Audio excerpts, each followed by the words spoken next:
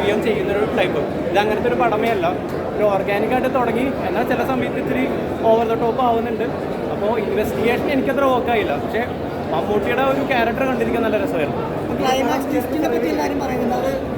Twist എനിക്ക് outdated ആയിട്ടാണ് തോന്നിയത്. നമ്മൾ മുമ്പ് കണ്ടിട്ടുള്ള ഒരു 30 കൊല്ലം മുമ്പ് കണ്ടിട്ടുള്ള ഒരു സിനിമയുടെ അതേ ട്വിസ്റ്റ് തന്നെയാണ് ഇവിടെയും കൊടുത്തിട്ടുള്ളത്. അപ്പോൾ എനിക്കതത്ര പേഴ്സണലി വർക്കായില്ല. തിയേറ്ററിൽ ഓടും, മമ്മൂക്കായതുകൊണ്ട് തന്നെ പടം ഓടാൻ നല്ല ചാൻസ് ഉണ്ട്. പക്ഷെ എന്നാലും എനിക്കത്ര പുതുമ തോന്നിയില്ല, കുറച്ചും കൂടിയൊക്കെ നന്നാക്കാമായിരുന്നു. കാരണം മമ്മൂട്ടിയുടെ പോലെ ഒരു ആക്ടറിൻ്റെ ഒരു ഡേറ്റ് കിട്ടിയിട്ട് ഇത്തരം ചെയ്താൽ സ്ക്രീൻ എന്നുള്ള ഇതുണ്ട്. പിന്നെ ഇവിടെ തന്നെ ഒരു സിനിമ കഴിഞ്ഞ് അങ്ങനെ അഭിപ്രായം പറയുന്നവർക്കെതിരെ ഭയങ്കരമായ പ്രശ്നങ്ങളും അങ്ങനെയൊക്കെ ഉണ്ടായി. പക്ഷേ ഇതേ തിയേറ്ററിൽ തന്നെ നമ്മൾ മമ്മൂട്ടി കമ്പനിയുടെ എല്ലാ സിനിമകൾക്കും നല്ല അഭിപ്രായം, ഈ തിയേറ്ററിൽ നല്ല അഭിപ്രായം മാത്രമേ വരുള്ളൂ എന്നാണ് പൊതുവെ പറഞ്ഞത്. പക്ഷേ ഒരു ആവറേജ് അല്ലെങ്കിൽ ഇത് പ്രതീക്ഷയ്ക്കൊന്നും ഉയർന്നില്ല എന്ന് പറയുമ്പോൾ ഇതേ ആൾക്കാർ തന്നെ പറയാറ് ഇത് നെഗറ്റീവ് പറയാൻ വേണ്ടി കരുതിക്കൂട്ടി വന്നാണ്. അങ്ങനെ ഒരിക്കലും അല്ല.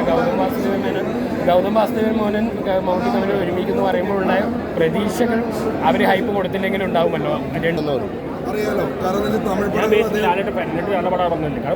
ഒരു സിനിമ സാറ് ചെയ്തു വെച്ചാൽ മലയാളത്തിലെ പരീക്ഷ സിനിമ തന്നെയാണ് എല്ലാവരും അടിപൊളിയായിട്ട് ചെയ്തത്.